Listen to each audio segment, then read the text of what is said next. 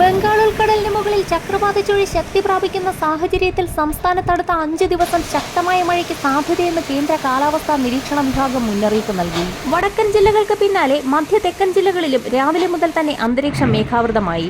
ആലപ്പുഴ, എറണാകുളം, തൃശൂർ, മലപ്പുറം, കോഴിക്കോട്, വയനാട്, കണ്ണൂർ, കാസർഗോഡ് ജില്ലകളിൽ അടുത്ത 3 മണിക്കൂറിൽ ശക്തമായ മഴയ്ക്കും മണിക്കൂറിൽ 50 മുതൽ 60 കിലോമീറ്റർ വരെ വേഗതയിൽ വീശിയടിച്ചേക്കാവുന്ന ശക്തമായ കാറ്റിനും സാധ്യതയുണ്ടെന്ന് മുന്നറിയിപ്പിൽ വ്യക്തമാക്കുന്നു. ശക്തമായ മഴ കണക്കിലെടുത്ത് ഈ ജില്ലകളിൽ യെല്ലോ അലർട്ട് പ്രഖ്യാപിച്ചു. കേരളത്തിൽ ഒറ്റപ്പെട്ട ശക്തമായ മഴയ്ക്കാണ് സാധ്യത.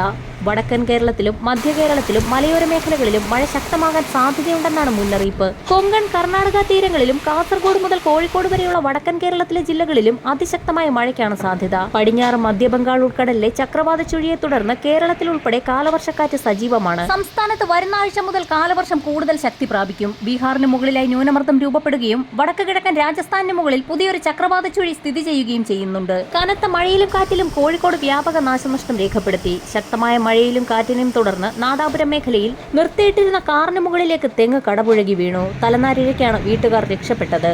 നാദാപുരം തലശ്ശേരി സംസ്ഥാന പാതയിൽ വൈദ്യുതി ലൈനിൽ മരം വീണു. മേഖലയിൽ വൈദ്യുതി ബന്ധം താറുമാറായി. വാണിമേൽ പഞ്ചായത്തിലെ ചിറ്റാരിയിൽ കാട്ടാനകൾ ഇറങ്ങി വ്യാപക കൃഷിനാശമുണ്ടാക്കി.